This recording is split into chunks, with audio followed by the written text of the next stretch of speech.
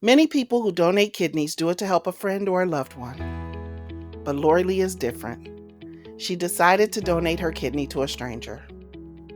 I'm Monica Fox, a kidney transplant recipient and Director of Outreach and Government Relations for the National Kidney Foundation of Illinois, and the host of the Journey Continues podcast. Lori Lee's father received the gift of a deceased donor liver, so she decided to pay it forward by donating a kidney to someone in need. Coincidentally, she was giving a kidney at one hospital in Chicago on the very same day in 2016 that I was receiving a kidney at another Chicago hospital. So we're kindred spirits.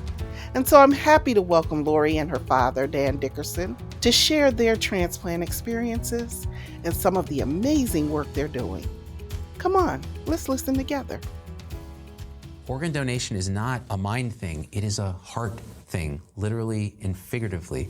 It's about how we feel about giving a gift that is so personal to other people. And when you click that little box on your driver's license that says you're an organ donor, some people are just doing it for virtue signaling, look.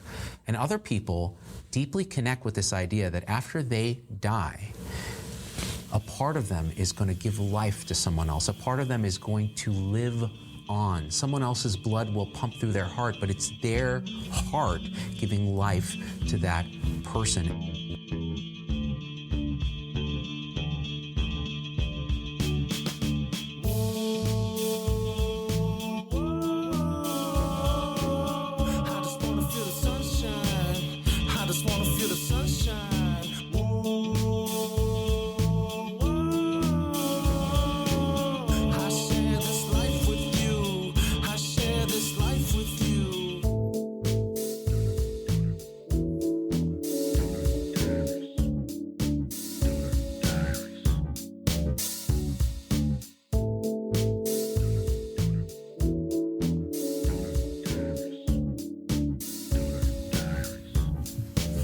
Welcome back to Donor Diaries. It's your host, Lori Lee. Have you ever wondered what organs you can donate while you're alive besides your kidney?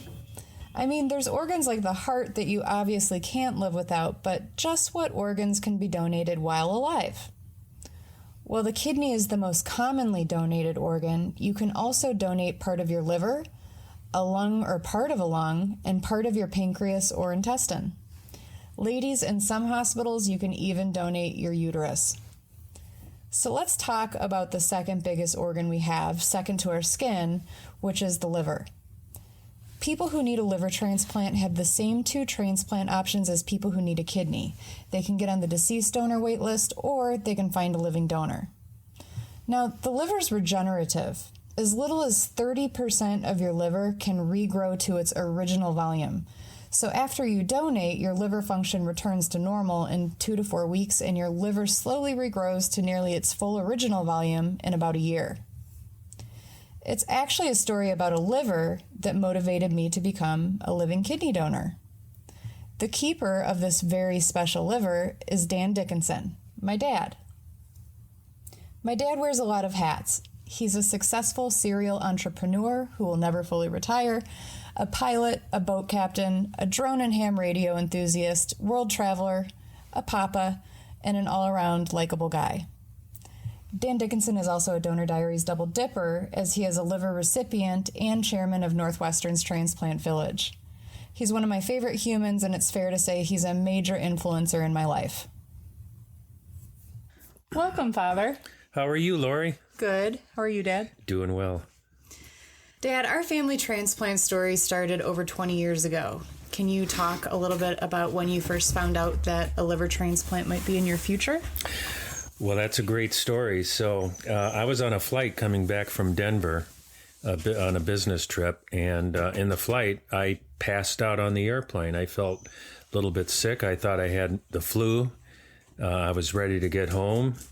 And I remember the next thing somebody was hitting me in the face and trying to wake me up. There was a doctor on board, and he said, well, it's probably a vasal. Don't worry about it. But then I passed off again, and he said, okay, you're going to the hospital. So after we landed, they took me to the hospital. They found out I had a ulcer, and the ulcer was a bleeding ulcer. and it was caused by aspirin. So I had a pretty thorough physical while I was in the hospital and had some scans done. And I found out that I had a very small spot on my liver. And as soon as they said that, I thought, okay, now I have to do something about it. The lesion didn't grow at first, but they did determine it was a lesion. And at that time, I researched out, who are the best liver people in the country. And I was lucky because it was right at Northwestern. So I went down to see Dr. Steve Flam at Northwestern. And he said, well, now that you have this lesion, you need to have a CT scan every 6 months because it could turn into cancer. So I had every 6 months I'd have a CT, and eventually it started to grow, and then they decided they needed to biopsy it. So I had 4 biopsies before they figured out it was a type of cancer. It was HCC, which is an encapsulated type cancer. It comes in it develops in the liver. It usually stays in the liver, but had I not had the CT scan, I would have never known that I had it, and it would have grown into something very, very significant. I often ask, I said, well, if I hadn't have found it, what would have happened? And he says, well, he said, you'd come in here and your organs would be all moved around from a liver that's full of cancer, and you get real sick real quick, and there's not a lot that we can do. So I made the decision to go down to Northwestern immediately. And at the time, they thought, well, what's this guy doing here? He's perfectly healthy. But I made a great choice. So you're actually pretty lucky that you passed out on the plane. Oh, I was real lucky. And it's amazing the number of medical issues people find because of something else, a physical or, we run into a lot of potential living donors that find out they have issues. So, with medicine the way it is today, if you find something early, they can usually fix it. If it goes too long, then, of course, that's a different story. So one thing I respect about you is that you have a really positive outlook, and you've always put things into buckets. And you have your bucket of things you can fix and your bucket of things you can't fix. And I know that from day one, this was something that you put in the bucket of, I can fix this in the event that I ever need a transplant. What happened in 2009 when the situation went from you might need a transplant to you need a transplant? Well, you're right. I live my life in buckets. And it's like if your kid comes home and says, I was in a car accident. Okay, it could be one of 2 buckets. But after they say, hey, I'm fine, then it's in the good bucket and you don't have to worry about a thing. I knew that if I had to have a transplant, that it would be in a good bucket. It's something that can be fixed. Because it's a cure. A transplant for your situation was a cure to what was wrong. It absolutely was. And I knew that. And after 4 biopsies, they finally figured out it was HCC. Today, they diagnose HCC without having a biopsy. They can tell just from the scans what it is. But they called me and said, we just wanted to let you know that you do have HCC, and it's positive that you do. And I said, okay, so a transplant is a cure, right? And they said, yes, it's a cure. And I said, well, let's get going. So at that point, I knew I had an issue. I was on a journey. And I also knew that we could fix it. One thing that I remember about the year we were waiting for your liver was that we were on a really short leash. And our family likes to travel, and you're a pilot.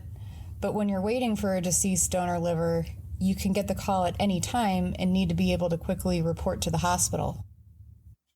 Well, I wanted to be around if they called me. At first, you're very low on the list. And the list is the list of all people that need organs, livers. And it's measured by a score. And the higher the score, the more likely you are to get a liver. So at first, I really didn't have to stick around too much because my score was so low. Let's pause there.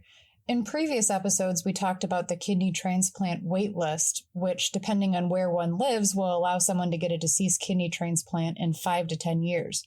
With kidneys, the sickest people don't get prioritized over the more healthy people.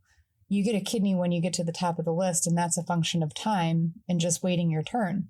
So with livers, the system is different. The sicker you are, the higher your MELD score, and the higher you go on the wait list. That's right. They have a MELD score, which is a combination of 3 different blood tests, and you add them all up, and that's your MELD score. Usually, the higher the MELD score, the sicker you are. In the case of HCC, you have the exception points, so every 90 days they add a few bonus points for you, so your number is artificially high, and for the most part, you feel pretty good. You're not sick, as opposed to having other types of liver disease where it's progressional, and the sickest people get the livers, which seems a little bit backwards, but that's the way it is. So with livers, it's done by MELD score. With kidneys, it's done by months and days and years. And I always felt very lucky that you had a high score, yet you were never sick. I never had a sick dad going through all this. No, I felt great. There's nothing that I didn't do physically. I felt great. I mean, one time I went in and Steve Flam he says, "You got the thickest file." Of course, they kept everything in files in those days. "You've got the thickest file and you're my healthiest patient." And I said, "Well, let's make the file thicker and I'll stay healthy." So that's how we worked it. Tell me about your transplant. I had 4 false alarms. I think it was the 5th one that finally came about. I was called in 3 or 4 times. They had a liver, and they thought it would be a match. They thought it was a good liver. They don't know until it's actually removed from the deceased donor really how good that liver is or isn't. There's a lot that they can tell beforehand, but more that they can tell after it's removed. So I was ready for a liver transplant 3 or 4 times, and each time they sent me home. And each time it was on a holiday. Each time it was on a holiday. It was on Halloween. It was on Thanksgiving. It was always on a holiday. I think we ordered pizza for Thanksgiving that year. I think we did. That was okay after they kicked me out. But I was ready for it. I knew that it would be a month out of my life where I'd get the transplant, I'd have to recover, and then I'd go back to doing what I did every day. And that's exactly what happened. Mm-hmm. And I never had any doubts about it. I had a great team. I had trust in the team. They're amazing people. And there's amazing outcomes. And it's not a death sentence like it once was. And it was a cure, and everything went according to my plan. So I remember clearly after your transplant, you were all hooked up to, 10 machines, and you were on a ventilator. I remember you looked very old, and you don't normally look old, but you did that day. And I remember that they told Annie and Mom and I that a little bit about your donor, and that it was a young person that had an untimely death. What would you say to that donor family if you had the chance? Well, I tried to contact them. It's a little bit like an adoption agency. You write a letter, and if the family wants to read the letter, they will. I don't know. I sent the letter through the intermediary, and I made sure that the intermediary signed off on everything that was in it before I sent it. And I never heard from them. And I wish that I could today, because I'd show them what we've done as a family in the transplant world, what you've done, Transplant Village, all the different ways that we've helped other people that were in the same situation that I was. I would hope that they would feel pretty good about it. But historically, about a third of the people that receive letters from a recipient answer the letters, and most don't. And it's a very difficult letter to write. I waited a year after my transplant before I wrote the letter. And it was a very difficult letter to write, because here I benefited from somebody else's demise, and it's We were celebrating the day that I got the liver, and another family was in mourning. So that's hard to put together sometimes. It is a lot, and we might not know them, but we will forever be linked to your donor and his family, and without them, you might not be on my podcast today. So you referenced Transplant Village. Tell me a little bit about how you made these lemons into lemonade. Well, after my transplant, a few months after my transplant, they wanted to make sure I was okay, I suppose. I was approached by the Northwestern Memorial Foundation, and they wanted me to chair mini fundraising effort for transplant. And I said, okay, tell me what the model is, and let's talk about it. And they presented to me a model that they have in other areas of medicine. It's called, this one was called the Transplant Advisory Council. And I looked at it, and I wasn't really impressed by the model. And I thought it could be so much more. I said, well, give me some time. I'd like to put something together. Let me think about it. And I think it could be a lot more than what you're proposing. So I put together a sketch for Transplant Village where it would serve in 3 areas: fundraising, patient support, and patient education. Taking an idea and making it into reality is something that I do very easily. And that's what we did with Transplant Village. We got a few people together, and we came up with a vision. And I presented the vision to the Transplant Center and to the foundation. I said, well, this is what I'd like to do. And if you're behind me and you'll support me in the effort, I'll do it. And they agreed to it. And that's how Transplant Village started. That was over 10 years ago. It was. Yep. And I was your first member. I think you were. I know that we've done a lot in 10 years, but what of all of the things we've done together with Transplant Village are you the most proud of? I would say 2 things.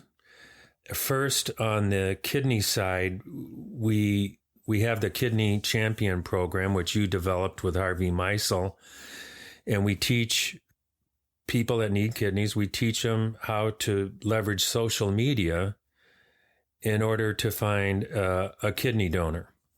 And we've been very successful at that. There's a lot of people that have gotten kidneys that have gone through that course. And we're in a position to hold their hands. So we've made a difference. I mean, you can measure it. And there's people walking around with a new kidney today from going through that course. And that's very satisfying to me. Mm-hmm. The other is on the fundraising side. The director who recently left, Dr. Mike Abacassis, had a vision to have a $10 million endowment. Everybody thought $10 million was a lot of money, and it is, but we exceeded the goal. And now we have $10 million that will be there forever. It throws off $500,000 a year, and we use that to fund the various initiatives that the clinicians come up with, and we score them.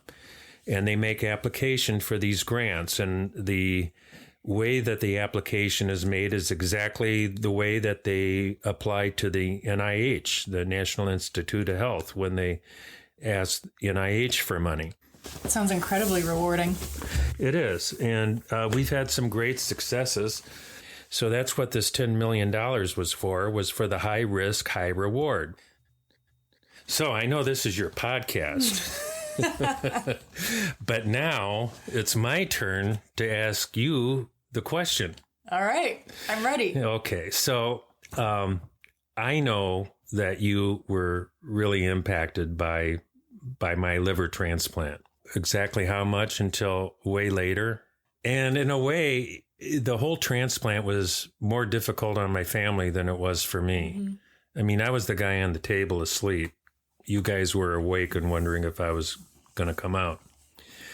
I know that you were really impacted about that. So how did that play into you becoming a living kidney donor? That's a good question.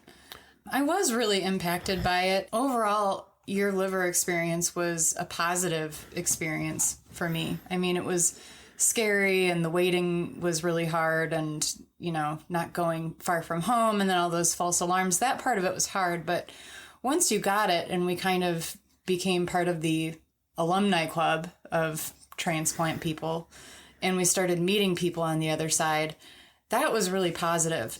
When we started Transplant Village, I'd frequently be sitting around the table. I'd be the only person there with all my organs, and I know that like people would poke fun at that and stuff, but I met so many different kidney donors and recipients through that experience. It really normalized it. And if I recall, there really weren't a lot of liver people in our group. There was some, but the vast majority were kidney recipients. I think when I just realized how simple it was for many donors, and when I, see how it positively impacted our life, I wanted to impact somebody else's life in the same way. And it felt like a really natural fit in terms of finding a way to pay the gift forward that your donor gave to our family. Well, your mom and I remember when you decided to donate and you told us that you had already started testing at Northwestern. Your mother was relieved that you weren't donating part of your liver. She was. I remember that. So we were pretty happy about it. Obviously, I'm very familiar with your experience, but tell the audience about your donor experience. It was a positive experience for sure. When you got your transplant, the seed was planted, and I knew I was going to do something to give back. Like, I felt very compelled to be part of this thing that, to me, from the outside, and as a participant, I guess, just felt like a really amazing life thing to have happen, like to share parts. But I have a business, and it wasn't realistic for me to take 2 weeks off work. And that was probably the biggest thing that deterred me from doing it right after your transplant. Also, I didn't want to give my mom more PTSD. I wanted to give her a few years. Then when I got to the point in my business where I could be gone for more than a week without things exploding, the idea came back really strong. And it was kind of one of those things where it was like, now's the time. Let's do this. Let's get going. And I just wanted to do it, and I wanted to do it right away. I chose kidney because the leverage that you can create by starting a chain. And when I went to Northwestern to get tested, I did tell them that I did want to start a chain because you can only do this once. So they found a chain. It ended up being a 6-person chain, meaning it was a catalyst for 6 life-saving transplants. I don't know much about where my kidney went. I know that it was flown into another state. Then that person had a loved one who donated, and their kidney flew to California. And I really don't know what happened in the chain after that. I thought it was very appropriate that I got to donate the week of Thanksgiving, which is part of why we're doing this podcast in November. It's my 5-year anniversary this year. Congratulations. Thank you. And it just felt like a very appropriate week to give thanks and to give life. That's wonderful. That's wonderful. So if you look at the totality, what was the best part of the experience for you?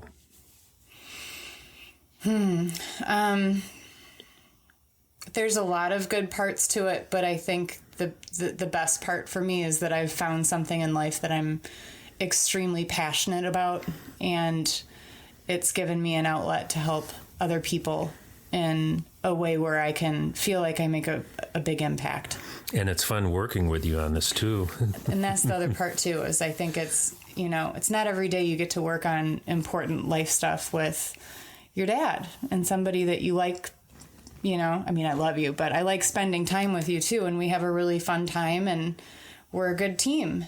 We work really well together. And we have fun, just plain fun. We do.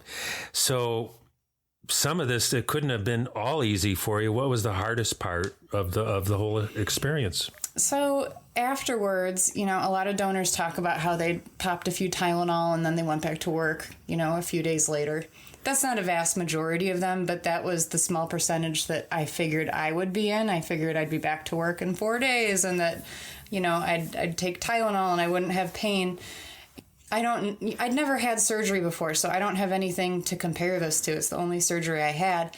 But I don't think I'm really cut out for the painkillers that they give you afterwards. And it felt like it just made me blah and bah humbug. And I was expecting right after to, of course, experience physical pain, but I thought that mentally I'd have a major high. And you hear about donors having like a high from the experience. And while I felt grateful, I also didn't feel like myself. And I just felt kind of sad. It happens to a rather large percentage of donors, and they don't know why. Sometimes I think donors are afraid to talk about it because they think if they say that they didn't feel great after they did this, kind act, that they did something wrong or their intentions were in the wrong place or something. But I think it's important that you do talk about it because people do experience it. It wore off, and once it wore off, it's, I'm sure, probably like having a baby or something where it's like you can't remember the painful, hard part. Because when I look back on the experience, I don't think about that, even though at the time it was a little bit hard for me. Now when I look back at it, I think of the short recovery time and how it was relatively easy and that I was back to normal life really quickly. I mean, I was back to work part-time after a week and a half and full-time after 2 weeks. And then a few months later, I was in Thailand. I do remember you being wheeled out of the recovery room, and the first thing you did before you got into bed, you got up and walked a mile on the floor. I did. Do you know why I did that? I think you had to prove a point. Well, I did, because you didn't do that. And you ended up going back to the hospital because you had such bad pain in your shoulders, because you get gas in your shoulders if you don't walk. So I was afraid of the gas pain that you had, and therefore was trying to walk so that I wouldn't have it. Well, I wasn't about ready to walk a mile the day after my transplant. So there. Yeah. But yeah, they had me out in less than 48 hours. I want to say, was it like 36 hours from the time I got there? I think it was 36 hours, and somebody receiving a kidney, usually they're out in a couple of days. Yeah. It's just a day in the park with the surgeons, not so much for the patient. Mm-mm. So what kind of stuff are you working on now? Well, I like to work on big impact projects. And for the past year and for at least the next year, my time's devoted to Crowdsource for Life, which is a Maitree River production. It's a compelling 1-hour TV special I'm working on featuring the personal, true stories of living kidney donors. Over 75 living donors sent in stories to be cast. We interviewed 35, which was just an incredible experience hearing all of those stories. And then we chose 18 of those donors as our cast. So the content for this special is going to come from a staged storytelling show of TED Talk quality, staged at the beautiful Majestic Theater, which is in Dallas, Texas. And it's going to be aired on PBS. So that content from the storytelling show is going to be used to create this 1-hour PBS special. WTTW Chicago is our presenting and distributing station, and they predict that a minimum of 225 PBS stations will air this, and each station can air it for 2 years. So on average, they'll air it 6 times over 2 years, which means we will get our message to about 1.3 million households over a 2-year period. So that's pretty exciting and pretty big impact. Once it airs, we'll also have live events featuring a 2-hour special of the film in several cities across the U.S. I'm not sure how many additional people will reach with the live events, but I think that these events are going to be particularly impactful, compelling, and fun because there's going to be donors at the events. There's going to be question and answer after the screening with people from the transplant industry there to answer questions. It's just going to be really great in terms of community events. The goal of Crowdsource for Life isn't to recruit living organ donors. It is not to recruit living organ donors, but I think that that's going to be a natural byproduct of this inspiring film, and that some people will watch it and have that lightning strike moment and take a serious look into becoming a living donor. They'll now have a point of reference to transplant through this, and maybe they'd be more likely to step forward as a donor to a friend or family member. It's exciting stuff. I'm confident about all of the players involved and where we're going. Once we're fully funded, and we're still working on that, we'll move into production, and hopefully that'll be by the end of the year. So that's a peek into the Dickinson family transplant story. We'd like to dedicate this episode to my dad's donor and to my recipient, both strangers and both very important pieces of our story. Cheers. Thanks for listening today. Check out DonorDiaries.com for a link to my blog, As the Liver Turns. It's a great blog. To learn more about Transplant Village, you can visit our website at transplantvillage.org. Donor Diaries is produced by Rob and Jeff Lee. If you enjoyed today's podcast, please like and subscribe so we can drop episodes and you'll know about it.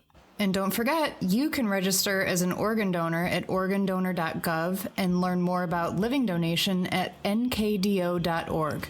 To learn more about Crowdsource for Life and how you can support it, check out my show notes. Thanks for listening.